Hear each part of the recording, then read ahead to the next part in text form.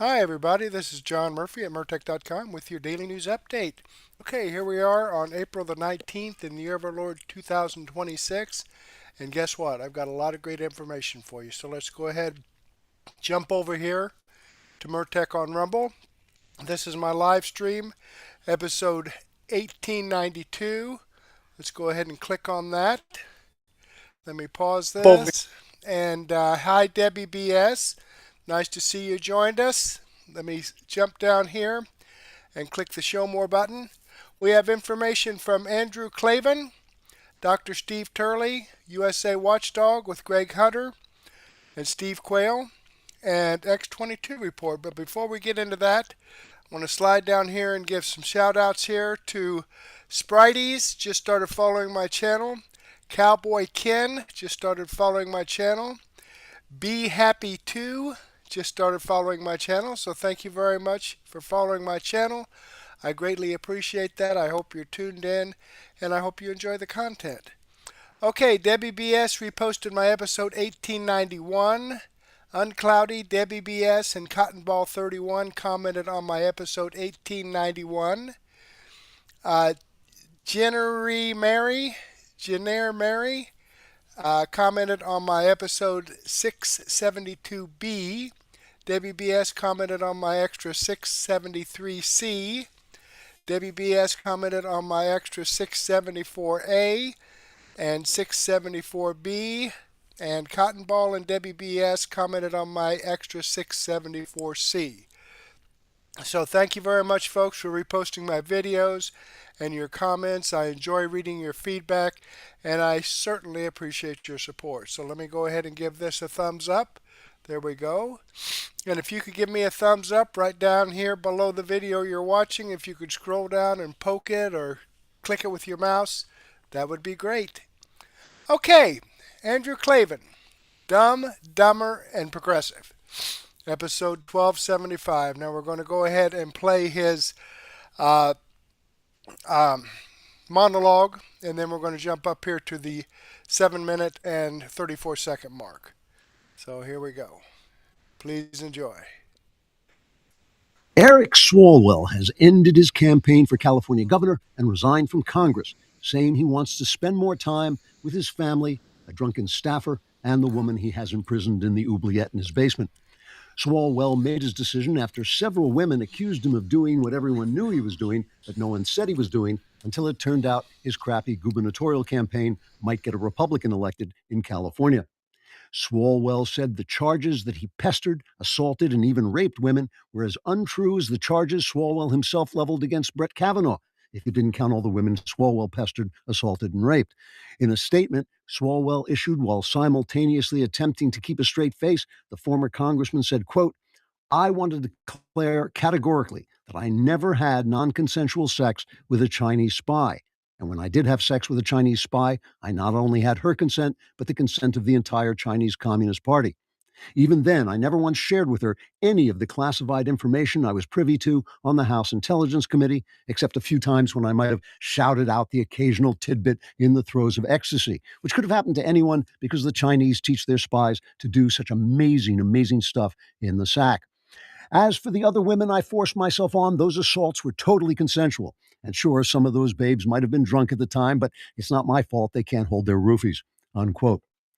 Swalwell is also accused of sending women pictures of his penis in the belief that somewhere in our infinite multiverse, with its numberless versions of reality, there exists an alternate timeline which includes a woman who wants to see a picture of Eric Swalwell's penis, a belief that turned out to be entirely untrue. Swalwell's fellow Democrats said they were absolutely shocked to find out he had been doing what they knew he'd been doing, and said they would have spoken out earlier had they known what they obviously knew. Former Speaker of the House Nancy Pelosi, for instance, said, quote, "If I had for one moment suspected what I was absolutely sure of, I would never have allowed Swalwell to remain on the Intelligence Committee while he was clearly banging a Chinese spy." Unquote. Pelosi then vanished as her entire body was subsumed by the bottomless moral emptiness within her, but Democrats said they nonetheless hoped to convince her to run for re-election. Other leftist hacks were also stunned to learn what they already knew. For instance, the New York Times, a former newspaper, ran an editorial that said, quote, It is long past time that we, as a society, learn to believe all women who were too drunk to remember what actually happened and then went for years pretending it hadn't happened and then said it happened but were too drunk to remember what it was. Swalwell is a married man, and this paper feels it is wrong to commit adultery when your crappy gubernatorial campaign might get a Republican elected. Otherwise, of course, we recommend adultery as a fun way to freshen up your marriage until not only your family, but hopefully the American family as an institution falls to pieces, leading to the collapse of liberty, which would allow wise elites like ourselves to impose a socialist paradise, or at least kill anyone who says it's not a paradise, which amounts to the same thing. Unquote. Feminists also attack Swalwell. Stanford professor of advanced hostility, Susan Shrike, author of the best-selling feminist tract I Almost Hate You More Than Myself, spoke to reporters in an ear-splitting skirl of inhuman sound, saying, quote, "The worst aspect of Swalwell's behavior is that he makes it seem as if feminists should not have supported a sexual revolution that denied the procreative purpose of sex and its accompanying moral restrictions. That would mean feminists were wrong about everything, and we feminists don't believe that because we're wrong about everything." And while we're on the subject of Eric Swalwell, where's that picture of his penis he promised me? Trigger warning, I'm Andrew Klavan, and this is The Andrew Klavan Show. Wow, wow, wow. Okay, I'm glad I was confused about the whole situation, but I'm glad he cleared that up for me because now I feel much better about it, maybe. Okay, 7:34. Let's see what we got here. Chapter 1, What Went Wrong? One of the most dishonest sentences that appears and reappears in our dishonest media is the sentence that says, Americans have lost faith in their institutions. This sentence, as far as I'm concerned, is like the words homophobia and Islamophobia, and like the word dragon, for that matter, in that it describes something Would you that go can be close my door? imagined but has no analog in reality. It doesn't actually exist. It is not true that, well, it's not true that there are dragons. There's no such thing as a dragon, and there's no homophobia and Islamophobia. There are definitely people who are cruel to unoffending gay and Muslim people, which is disgusting. I think that stinks. But most people aren't phobic at Okay, all. They I'm right in simply the middle of observe something. that an activist gay agenda quickly leads to an anti-family celebration of perversity and pedophilia, and that Islam as a worldview seems to have some difficulty coexisting with other worldviews without acts of violence. And people are concerned about these things, which is a completely reasonable thing to be. That is not bigotry, like spotting somebody whose face is a different color than yours and just hating him for that reason. It is attacking a system of ideas, and people are not phobic about it. And it's also not true that Americans have lost faith in their institutions. The truth is, their institutions have lost Americans' faith. It is not a passive thing. We didn't just one day wake up and think, I don't know, I suddenly don't believe in the media. No, it's what you guys did, it's what the media did. And, here's the thing, the institutions are, we've talked, obviously, everybody's talked about the left's march through the institutions. So now it's a system. The academies spew radicalism and they corrupt our children, make them hate their country, make them hate their parents, and discard their parents' values. The journalists who graduate from the academies then put their radicalism to work, distorting the truth in order to denigrate our founding values and elevate leftism and eliminate liberty, especially. Uh, and the best examples are obvious. The lies about Trump's non-existent Russian collusion, a complete hoax that they not only lied and lied about for 2 years, they gave themselves Pulitzer Prizes for lying about it. I didn't realize that's what the Pulitzer Prize was for, but apparently so.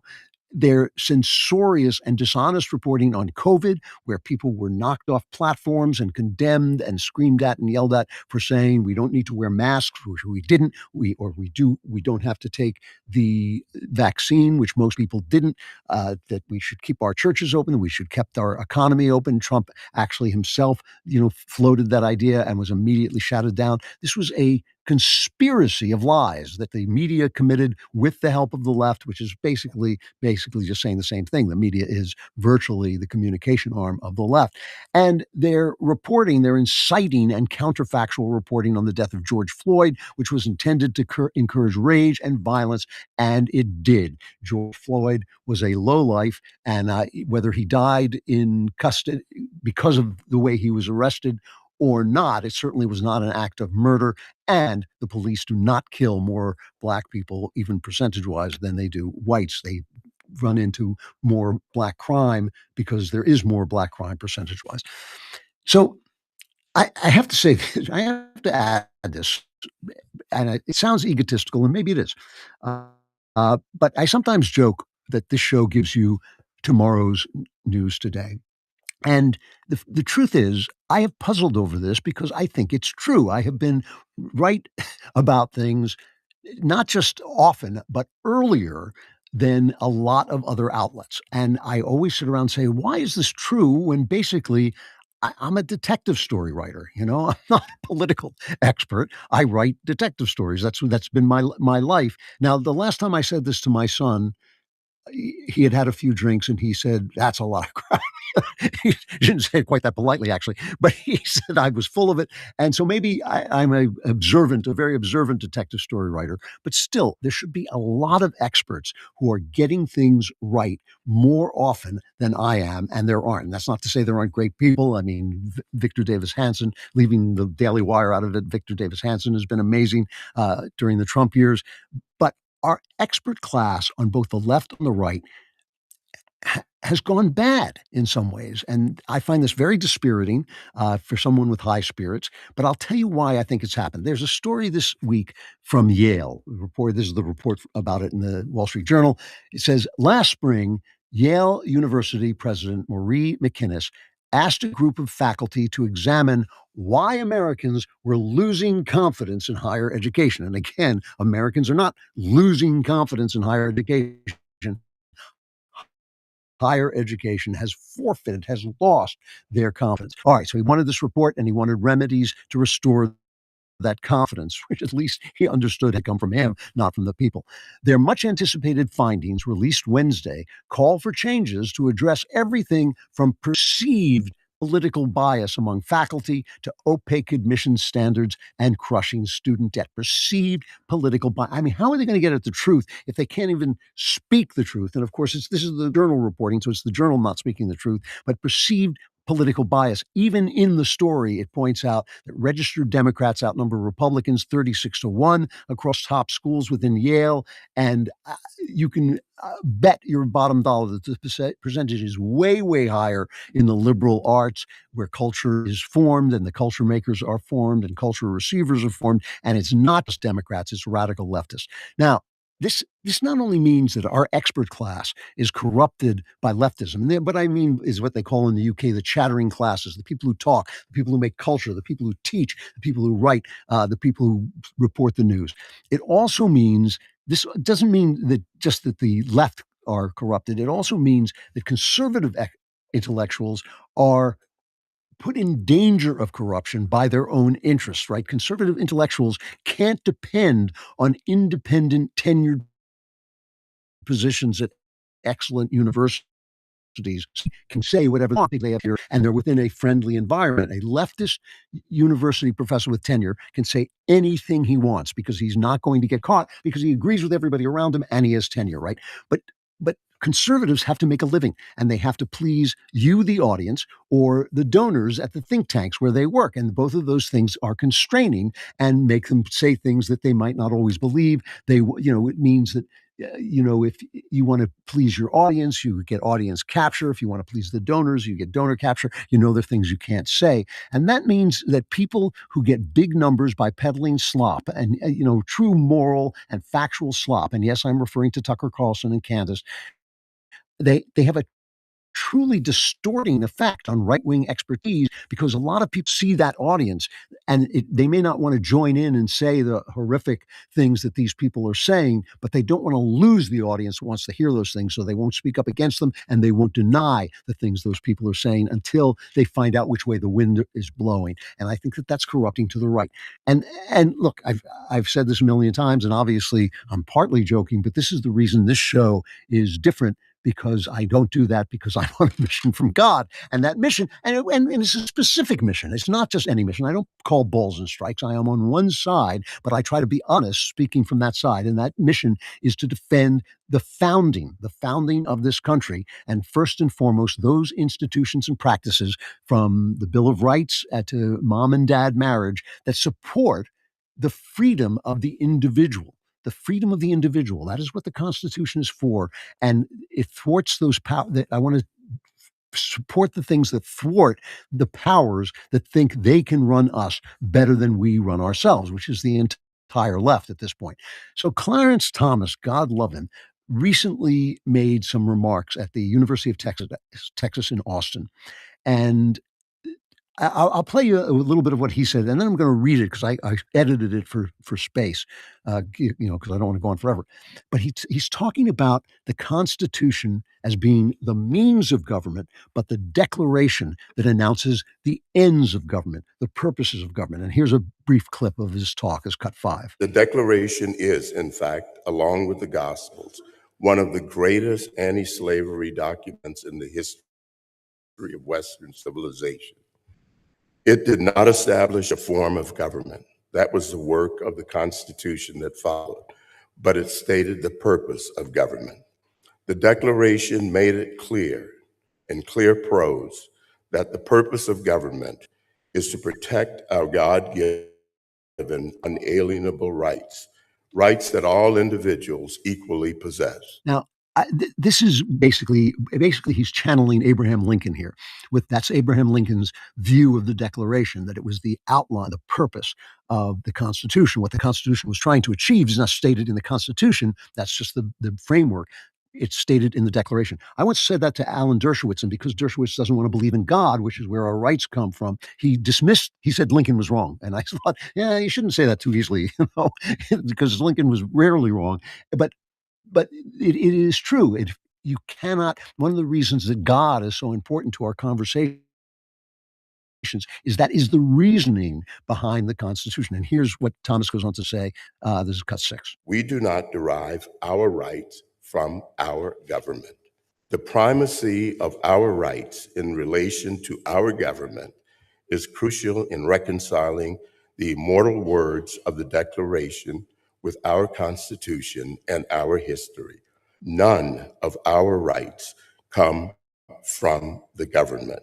All of the government's authority comes from our consent. So you have to understand this, that God is essential to that formulation, right? Now he goes on, I'm going to read some of this, and like I said, I've edited it for space a little bit, but he says the Constitution, and this is Thomas talking, the Constitution achieves this purpose by protecting our natural rights and liberties from concentrated power and excessive democracy. Concentrated power and excessive democracy. Our Constitution creates a separation of powers and federalism, truly for the first time in modern history, to prevent the government from becoming so strong that it threatens our natural rights. And federalism means the system where we have states that have their own powers and the ability to fight back against the federal government. Human history teaches us, alas, that numerical majorities frequently seek to control government and use the state to violate the rights of the minority, because man is fallen and the desire for power was, as James Madison described it, sown in the nature of man. Government had to be limited. We have a natural will to power and to have that power over other people. And people, once they get power, don't want to let it go. They want to increase it. So every time they say the government is going to do a new thing, you have to question them. How is this going to give you more power? And how can we stop it from doing that? So Thomas goes on, as we meet today, it is unclear whether these principles will endure.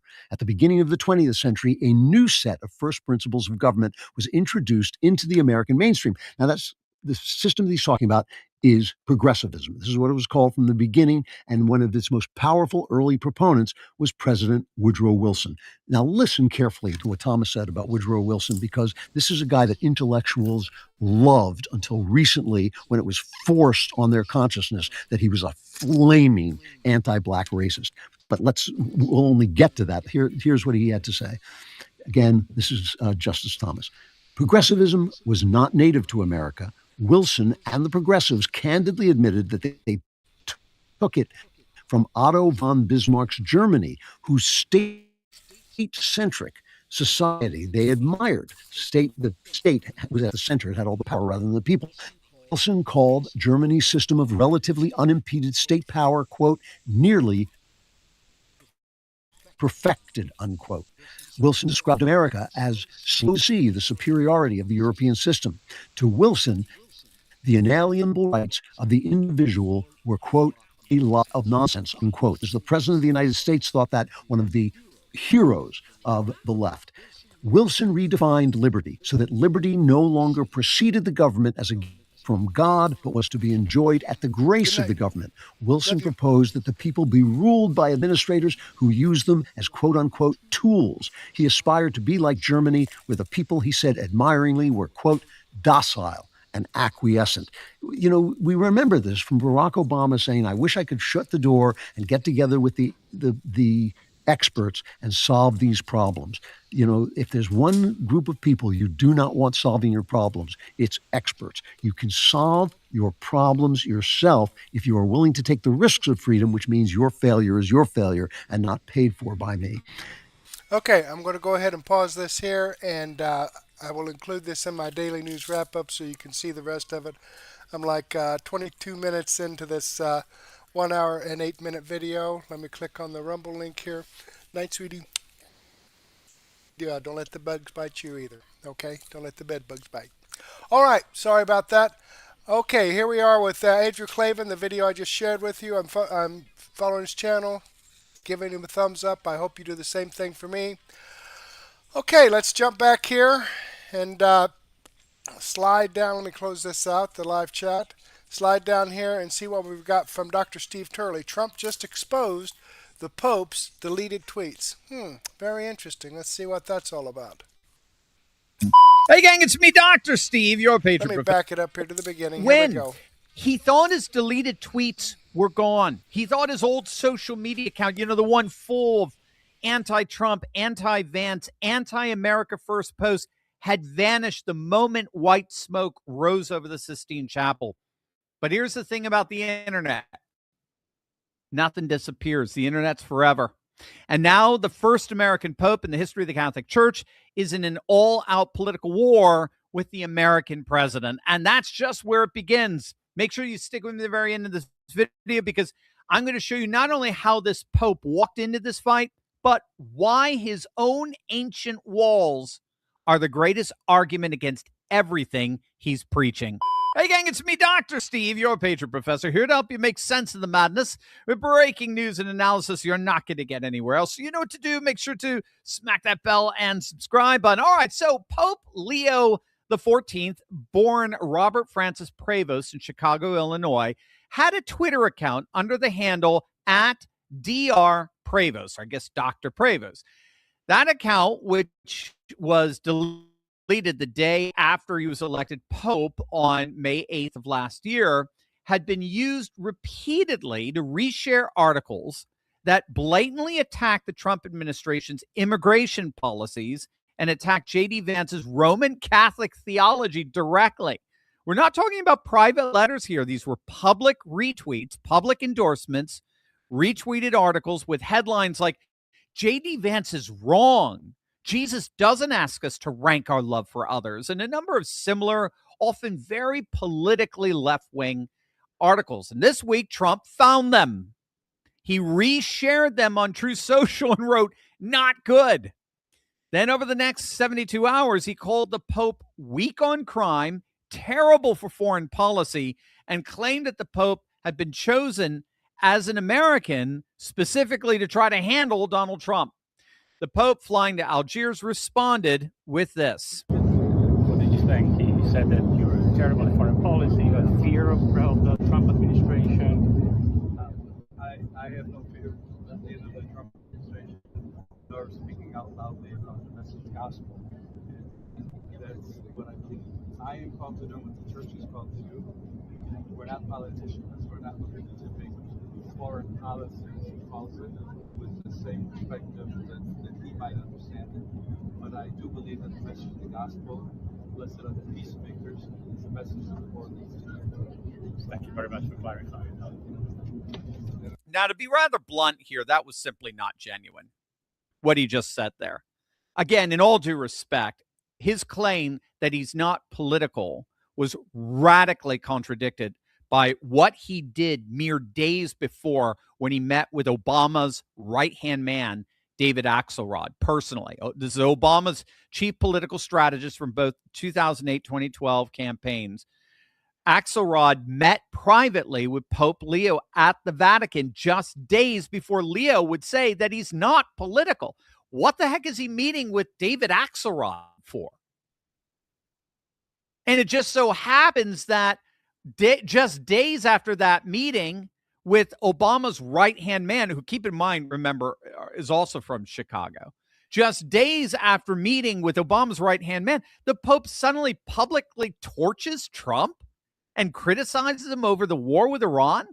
Oh, what a coincidence. Of course, it would have nothing to do with decoupling Catholics away from Trump and back to Axelrod and Obama's Democrat Party. Of course not, especially for someone who's not political. It's such an absurd dichotomy. And that's because the gospel is itself radically political. To publicly declare Jesus Christ is Lord, historically speaking, was a radical political statement. It was a declaration of treason in the Greco-Roman world. In the Roman Empire, you could call your gods whatever you want. It's very polytheistic. You could call your gods whatever you want, but you don't call them Lord. The Greek word was Kyrios. You never say Kyrios Jesus Christos. You never say Jesus Christ is Lord. There's only one Lord. There's only one Kyrios in the Roman Empire, and that's Kaiser Kyrios. That's the Lord Caesar. Calling your God Lord is a first-class ticket to your own execution. Just ask 11 of the 12 apostles. The gospel has always been political, and that's why the Pope, then Robert Prevost, posted so many far leftist retweets that openly criticized President Trump and his immigration policy. Sense. Or does Tom himself, a devout Catholic, having any of this? Here's what he had to say. I'm not going to speak for the president. I'm speaking for myself, a lifelong Catholic. I wish they stay out of immigration. They don't know what they're talking about. Because if they wore my shoes for 40 years and talked to a 9-year-old girl that got raped multiple times, or stood in the back of a trailer, tractor trailer, 19 dead aliens at my feet, including a 5-year-old boy that baked to death, if they understood the atrocities that happen on open border, I think their opinion would change. And I welcome discussion with any, because they don't understand. Illegal immigration is not a victimless crime. What President Trump had the most secure border in the lifetime of this nation right now. Lives are being saved. He's saving thousands of lives a year because he has a secure border. Human traffickers are out of business, right? The cartels are going bankrupt because of that secure border. I wish they'd understand that, because if they did, I think they have a different opinion. And that's just so good. And it so perfectly exposes just how political this Pope is. His opinion about Trump and this war and open borders, it's not a theological opinion. It's not a logical opinion. It's a political one, a politically left-wing one. Only a third worldist leftist sees borders as oppressive and illegal migrants as all oppressed, when in point of fact, open borders unleashes a torrent of oppressive, vicious, violent actors to prey on true victims, as Tom Homan pointed out. The only people on the planet who don't see that are political leftists and this Pope. But it's what surrounds this Pope in his own backyard at the Vatican that's perhaps the single most powerful refutation to his denunciations of them all. But first, what if I told you there's a little-known arbitrage opportunity hiding inside a 30 happening, and the people are operating and are now posting annex BR code on Saying this is a life. to reserve your free spot right now. Gang, you do not want to miss this one. I got harsh words for the Pope. Pope won't fix the Catholic Church. I'm saying this as a lifelong Catholic. I was baptized Catholic. I was First Communion as a Catholic. Confirmation as a Catholic. He ought to fix the Catholic Church and concentrate on his work and leave border enforcement to us. He wants to attack us for securing our border. He's got a wall around the Vatican, does he not? So he's got a wall around to protect his people and himself, but we can't have a wall around the United States. So I wish he'd stick to the Catholic Church and fix that and leave border enforcement to us. Yeah, that's Tom Homan again, bringing fire. He's pointing out one of the most inconvenient truths imaginable. The Vatican, as I've seen with my own eyes, is surrounded by an impenetrable wall. I mean, guys, do you have any idea the level of security you have to go through to enter into that sovereign nation? Smallest one on the planet, right? The Vatican built a 39-foot wall that's treated as heritage and history. America builds a border wall, and we're told it's immoral. I'm sorry, you can't have it both ways. You cannot live in a walled-in sovereign city-state and then lecture a sovereign nation for wanting a comparable wall. The principle is identical. The only difference is who's doing the building. Again, the key to the border wall is the same principle as to why we lock our doors at night. We don't lock our doors because we hate the people on the outside. We lock our doors because we love the people on the inside. Shall I say that again? Right? We do not lock our doors because we hate the people on the outside and we want to oppress them. We lock our doors at night because we love the people on the inside. And that leads me to what I believe to be one of this Pope's most irresponsible criticisms of this administration, is criticism of J.D. Vance invoking the classical concept of ordered loves in defending our borders and our immigration policy. Again, Pope Leo is not thinking theologically or logically when he torches J.D. Vance on this. He's thinking politically leftist. So you may remember J.D. Vance, this is an interview he did with Sean Hannity back in January of last year. He invoked this principle of ordered loves when he said this. There's this old school, and I think it's a very Christian concept, by the way, that you love your family, and then you love your neighbor, and then you love your community, and then you love your fellow citizens in your own country. And then after that, you can focus and prioritize the rest of the world. Now, you would think that that is obvious, right? But it's actually a classical Christian doctrine. It goes all the way back to the Hellenistic philosophers like Plato and Aristotle. St. Augustine called it ordo amoris, the ordering of our loves. Your first and foremost responsibility is to your family, and then to your neighbor, and then to your wider community, and then to your nation. And then we have our concern, our love for those outside our borders. But the utterly imbecilic notion that I'm supposed to love other women in the same way I love my wife or my children is patent nonsense. And the Trump administration's border policies are designed to protect those very citizens whose protection he's been entrusted with.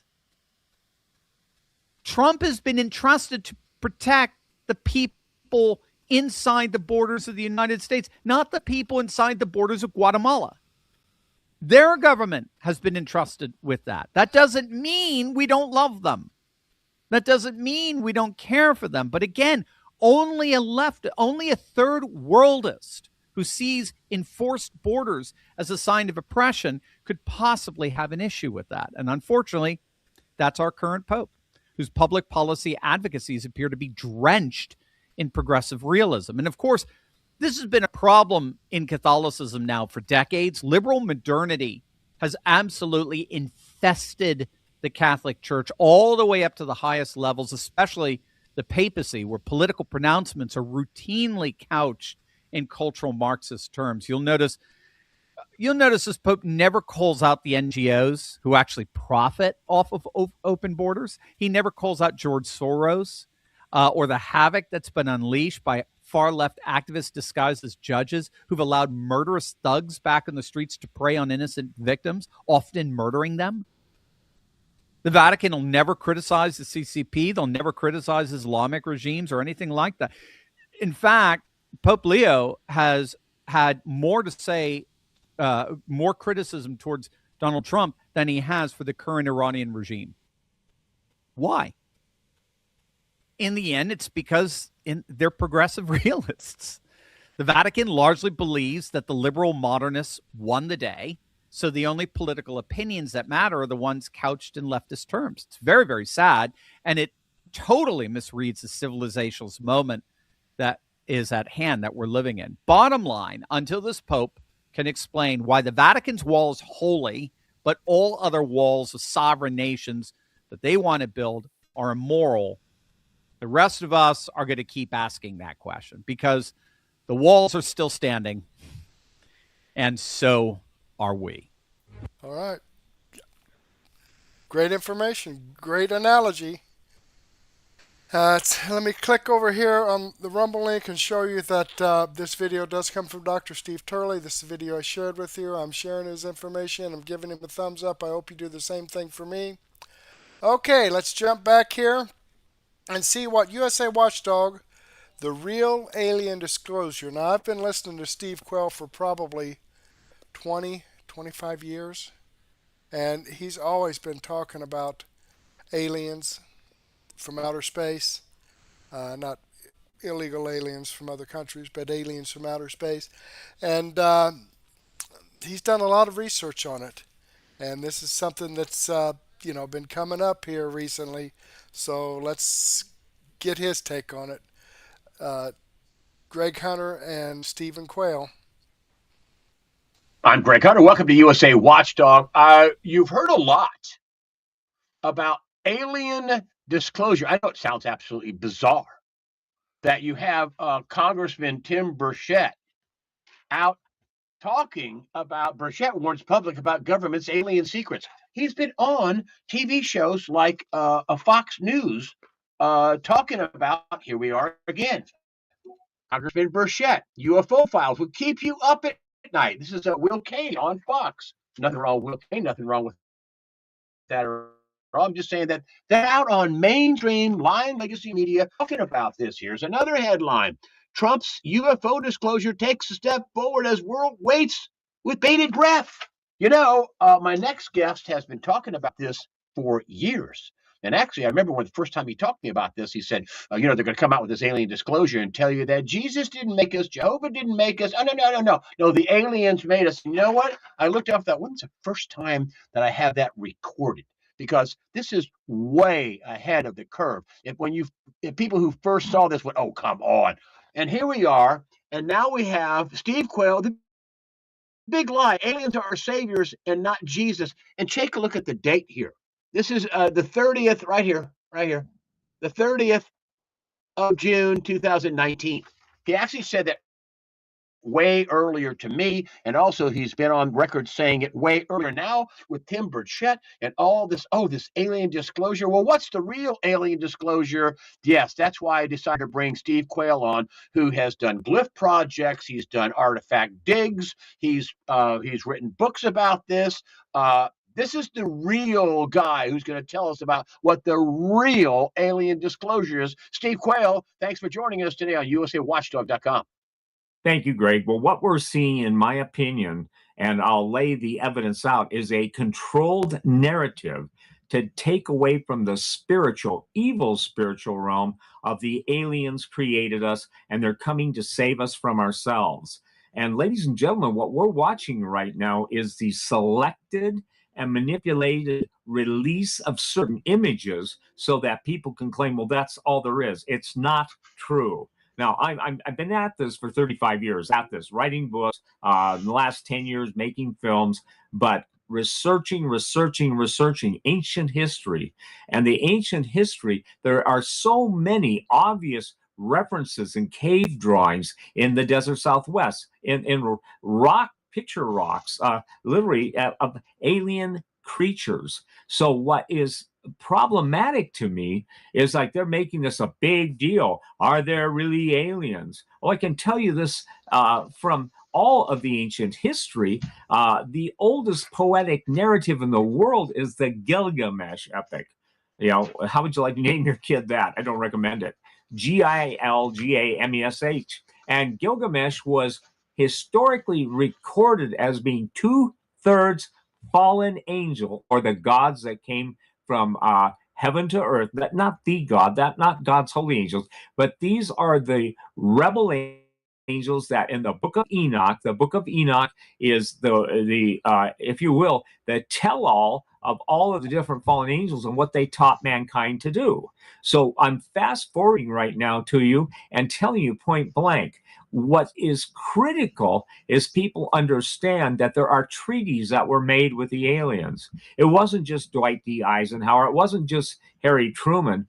We have, and this is in my glyph report. Now, look, the glyph report, I'll make it simple. All the ancient signs, symbols, and cuneiform to Chinese characters, and I'm talking ancient Chinese, ancient Hindi, all of these things have specific references to the gods. Hold on a minute. I just want to show this. This is the cover of your glyph report. Now, take a look at the cover of your, this goes out once a month. I don't get paid for this whatsoever. It's just something Steve does. And if you look at this one up here, I mean, this is, to him, it's like, that's no big deal. Oh, really? This is hieroglyphs from Egypt. Take a look at what is that? That looks like a helicopter. This was cut in stone in Egypt. What is this right here? That looks like a boat. What is this right here? Doesn't that look like some sort of a jet? Yes. This is what Steve does. This is his hieroglyph or glyph report. And it is mind-blowing. And remember, he's been working on this for many, many years. That's why as soon as I saw this whole bruschetta thing, I think, oh, what are they getting ready to do? Oh, yeah, the real alien disclosure. What's the real alien disclosure? The real alien disclosure has already been revealed in history, but the gatekeepers, which have been the Smithsonian and the governments of the world, especially the governments in different parts of the world that have all of the artifacts, the mummies, the alien artifacts, the alien skulls, the alien, everything that's foreign to the creation of Adam and Eve forward. And Greg, it's all boils around sex. I'm going to hold up an image here, and this I want people to understand. This is one of the first books. There we go. Aliens and Fallen Angels, Offspring of the Gods, the Sexual Corruption of the Human Race. When did you do this book? Huh? When did you do that book? The original printing was back in, I think, 26 years ago. Oh, boy. That's what I'm telling you, folks. That's what this is. When you start talking about disclosure, no. It's not really a disclosure. It's what we want you to know. It's yes. a psyop, right? Is that right? Yes. What is the disclosure? What does it really mean?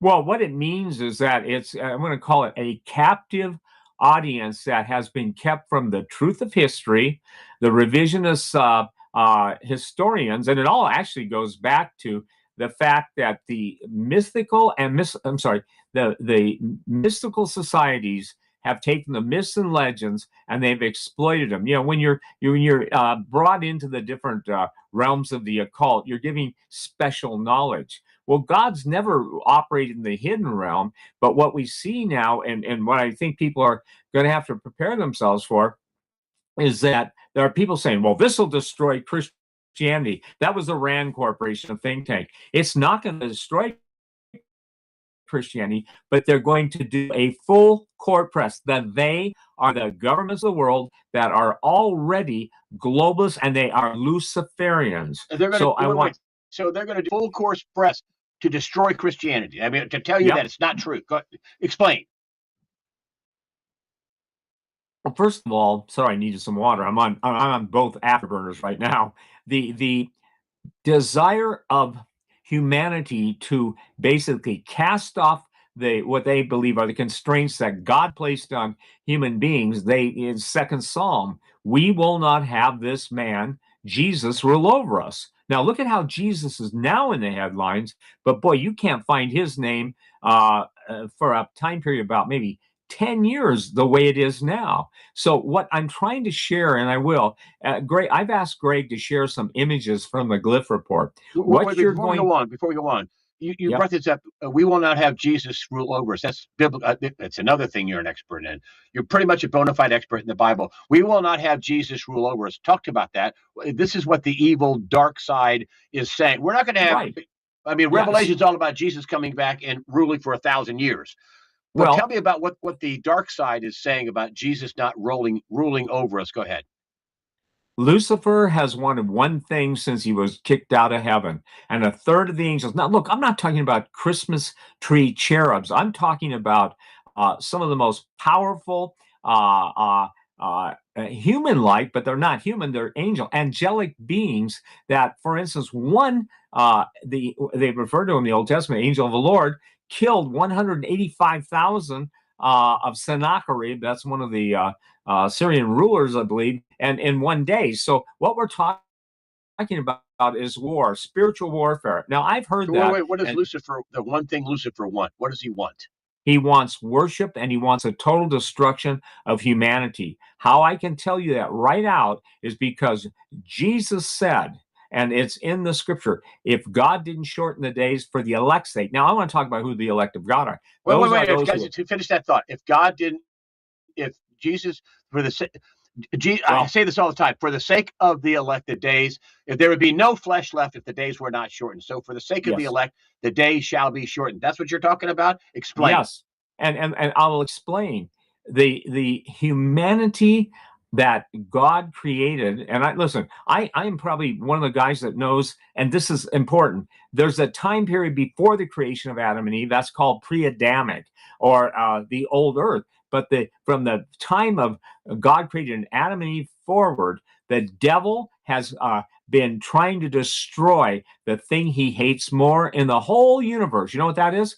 The likeness of the living God in his creation. Because the devil, I don't like the deal, but the devil basically said to God, if you turn me loose, the people won't worship you out of love. They'll only worship you for what you'll give them. That's kind of a composite thing. But the point is that we're watching good and evil playing out on the headlines in the papers, the interviews of, and kudos to Tim Burchett. I mean, I see him as a hero, but I want people to understand that all of the UFO footage, and you see it's real, off San Diego, and I'll blow everybody's mind. The reason you're seeing the aircraft carriers and launching their fighters when all the information was released of those craft that were going faster than the jets could keep up with them is because there's literally around the world there are known underwater and underground alien bases, okay?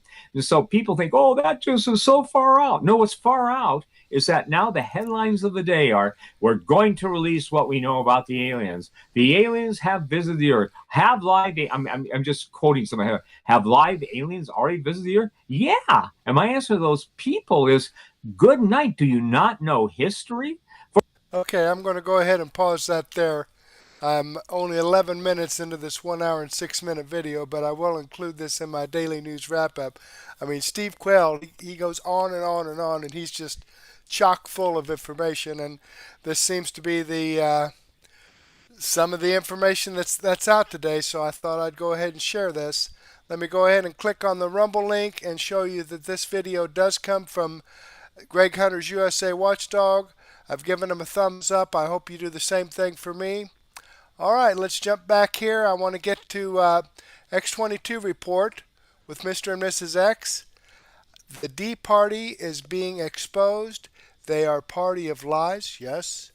Truth will always win. Episode 34. Okay, this is premium, Rumble Premium, but I have Rumble Premium, so I can go ahead and share this with you. I would like to welcome Mrs. Here X. we go. Hey, everyone. And today we're going to start off with what we've been seeing, on social media, the fake news, because there's a lot of misinformation and disinformation out there. And it seems that they're able to push lies and people just continually repeat the same exact lies without checking facts, without checking anything.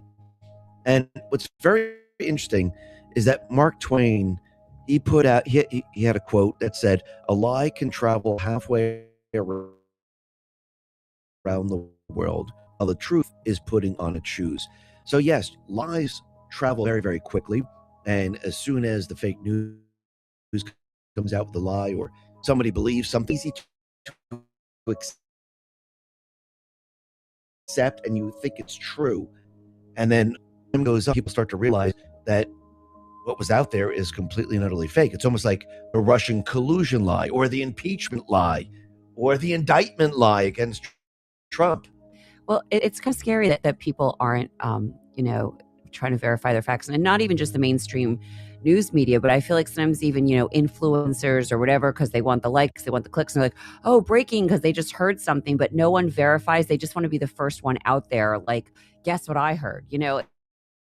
It kind of feels like a game of telephone that doesn't go, Well, I think also those, the trolls, the shills, the propagandists, those people that don't want Trump and don't want the American people to succeed, what they do is they put out these lies to create confusion. And they have a lot of their people continually repeat it. So people say, wait, is that true? It's almost like the lie when Trump wasn't showing himself because he was planning on a rescue to get the military soldiers back. Yeah.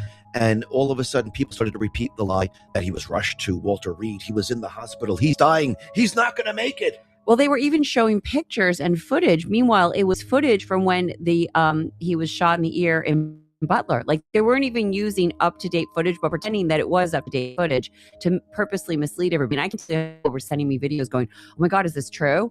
And I was like, what are you talking about? Just because I think they put that he was not going to be in communication for a little bit, like he kind of, because he was, like you said, in the middle of a military operation to rescue the pilot, that they were both pilots actually that day. Plus, I mean, during this period of time, he was posting on True Social the entire day. And there was a sentry guard outside the White House, which means the president is inside. But again, no one thinks, and it's just kind of ironic because we had the previous president, or resident, as we like to call Resident Biden, that was really out to lunch on the beach more than half the time. And we have a president that's so visible, so transparent. And the minute he just, says, okay, I'm not going to be out and about, in public for the afternoon or whatever, because he was basically working on this, everyone freaks out and has a meltdown. It was kind of surreal to me, like what was going on. I thought that was kind of wild. Well, I mean, I think why people do this, because again, yes, for clickbait, but I think they're trying to confuse the public.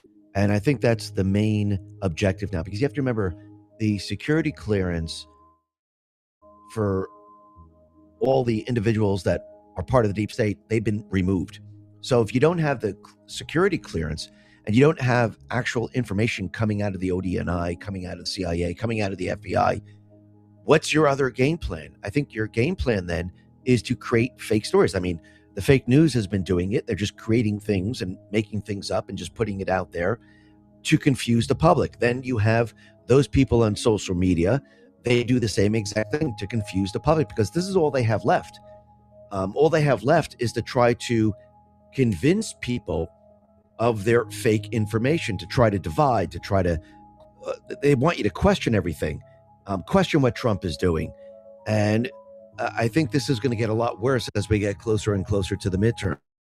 It makes sense what you're saying, because I think about, they don't know President Trump's game plan, because like you said, security clearance has been removed for most of these people, and they are trying to figure him out. And like he said, I love when, in the press conference and they ask him a question about a strategic plan that he might have with Iran, and he's like, why would I tell you that? Why would you even ask that question? Because I think they realize it's not business as it used to be, in terms of, when they would come out and say, we're going to have 10,000 troops on the ground by 5 a.m. tomorrow morning. Like, he's like, why would I tell you my strategy? It doesn't make any kind of sense when you're in the middle of a military operation to give away all of your moves to your enemy, because you're going to report it back.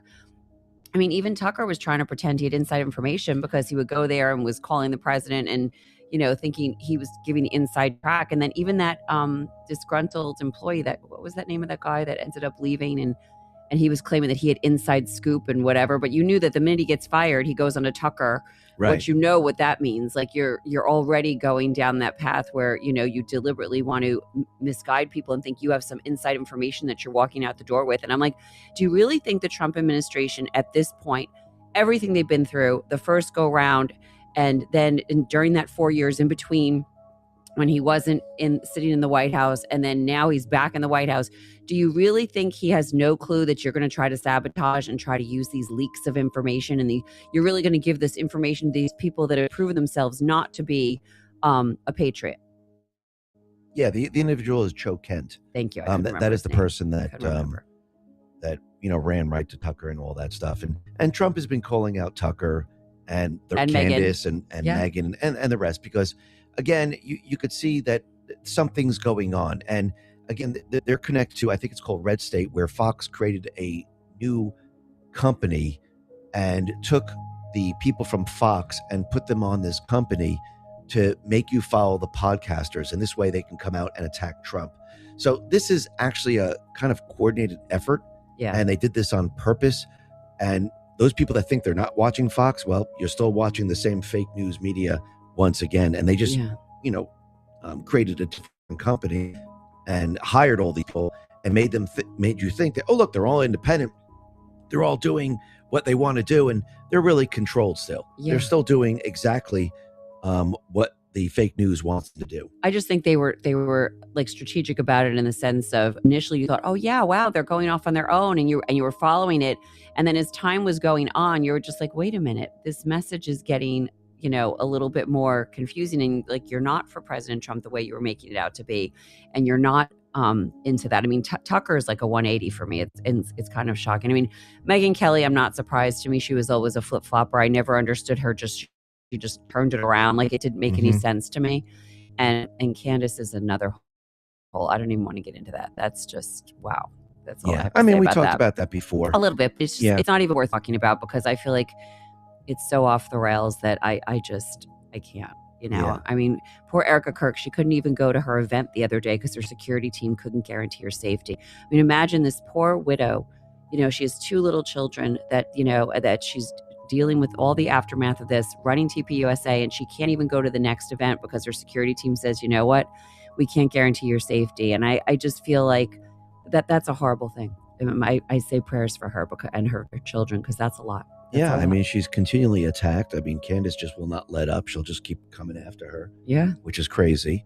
And it seems like she has a lot of different issues, Candace. Yeah. And I think people are starting to notice that now. Yeah. Well, I'm glad the president called it out, because I feel like enough's enough already with some of this stuff. Like, obviously, we live in a free country, and you're allowed to, follow who you want and get into what you want. But, we also, I think, have to do our due diligence, and we have to be our own best advocate, our own best critical thinker. And it is okay to ask questions, and it is okay to challenge things, and it's okay to look up things. And really, you have to look at these people and typically, and I've said this before, follow the money. And when you follow the money, obvious was loyalty, and how people have sold their soul for whatever they in their world. And they're not for this country. That's all I have to say. I think that certain people are put into certain positions to try to stop what Trump is doing right now. And you have to remember, Trump is fighting against the enemy. I mean, you talked before, like, they would tell you, like, the armed forces, they're going to be going into Kuwait, or they'll be going into Iraq, and this is the time they're going to do it. Here are the troops. We're going to follow along. Yeah. Because are they truly fighting against the true enemy, or are they trying to take over a certain area like Iraq, like Lebanon, like Syria, like Ukraine? Trump is truly fighting an enemy. Yeah. And the fake news is part of the enemy that he's fighting. This is why he'll never tell them. Why would you tell the enemy anything? No, exactly. I mean, it's all become theater, and a lot of, I mean, what was happening before. And I think you're right. President Trump is going after them. He's going after them very hard, and they're going to come back at him, in any way possible, obviously, with all of this. It's really, it's kind of crazy.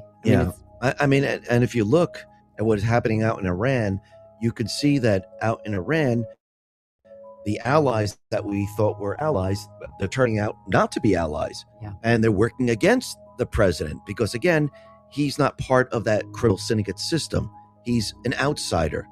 And we, the people, voted for this outsider to take down the criminal syndicate. So the leadership out in the UK, out in France, out in Germany, Australia, New Zealand, the entire European Union. A couple countries are breaking away, but they're all part of the problem. And I think Trump proved it when we went into Iran and captured and controlled the Strait of Hormuz, because you have to remember, the criminal syndicate controlled the Strait of Hormuz, and it wasn't open and free navigation.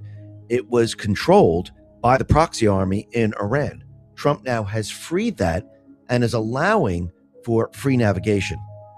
So this is who he's fighting against every step of the way. And yes, the fake news is part of it. There are certain podcasters that are part of it because they've all been hired to push against us, because this is their last, hurrah. I mean, I guess battle Yeah, to try to stop him. And as we approach the midterms, this is what they're all going to do. Well, it even looks that way just when you look at, the schools and how the teachers are encouraging, young children to, go against President Trump and have protests. And then when you look at Hollywood and how, we've talked about this a little bit too, how it's very interesting how it's always like they all get the memo, like, whether it's, the podcasters, the media, the Hollywood people, because they're quiet on certain issues that you would expect, them to come out and be irate about. And then other issues, it's like, oh, wait, no, like even the Pope. I mean, honestly, let's go there. I mean, the Pope, even, he wasn't outraged about the 42,000 Iranians that were murdered in the street by their government, but, which is human life. But then you're mad at President Trump. Like, you know what I'm saying? Well, he used to rail on social media before he was the Pope. He used to rail against President Trump. Shocker. And he took the opposite side of President Trump. And again, I don't know why the Pope is getting involved in United States politics. Right. That doesn't make any sense to me. It makes no sense. But again, when you look at it from a 40,000 foot view, you understand why they chose him. If he's, left, I think they want division. Remember, the deep state players and the Ds, and they always are trying to divide. So if you really look at this from a 40,000 foot view, I could see what they're trying to do here. They're saying, okay, the Pope is saying one thing, Trump is saying another. So now you have to decide. Are you on the religion side or are you on Trump's side? Which side are you going to take? Okay, I'm going to go ahead and pause this here, and that's a good question. And if it wasn't for the fact, now, I have nothing against the Catholic religion, and I have nothing against Jewish people.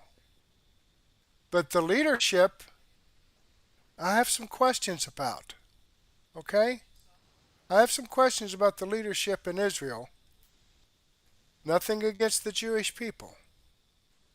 And I have some questions about what's going on in the Vatican. Nothing against the Catholic people. Okay? So, with that being said, let me go ahead and click on the Rumble link and show you that this video does come from X22 Report. As you can see here, premium only. But I will share this in my daily news wrap-up. I have Rumble Premium, so you can watch this there. But be sure to go to X22 Report and pay them a visit. Let's jump back here to my description box, and let me remind you that these videos that I've shared with you here, are videos that come directly from the producer. I've got the links to the videos in the description box, as well as the links to the producer's channel. I kind of fired up here. I got Andrew Klavan's a link to his site twice, his Rumble channel. So I'm not sure why I did that, but at any rate, it's there. So you don't have to visit his site twice or his Rumble channel twice, but I got the link in the description box. I guess I just wanted to make sure I didn't miss it. Okay, and these videos that I've shared with you tonight are videos that I've posted on Murtech.com. Right there's the video from Andrew Klavan. Okay, video down here from Dr. Steve Turley, right over here, and USA Watchdog and Mr. and Mrs. X. I've got over 40 no-nonsense, common sense, logic, and truth videos. And the link to Murtech.com is in the description box also. It's a free site. I don't ask for your name. I don't ask for your email address. I don't drop cookies on your computer or have ads popping up in your face. All I'm trying to do here is deliver no nonsense, common sense, logic, and truth. Now, I'd like to share all the information that's on here. Unfortunately, I don't have the time to do so, and that's why I've put together my daily news wrap up. Here's the video from Andrew Klavan, X22 report. Greg Hunter's USA Watchdog. I've also has some information here from We the People News, News for Reasonable People. It says I have 25 videos in here. I have about 10 or 11 hours worth of great information, so you don't want to miss this. But for right now, go ahead and take a break. Grab a cup of coffee and a donut, or a sandwich and a soft drink, or a beer, or a nice glass of wine and some cheese, and meet me back here in about 15 or 20 minutes to give me time to set this up in Rumble Studio, and we'll get this going for you. But in the meantime, I do want to thank you for being with me here. Hopefully, I'll get to see you again later, and may God bless.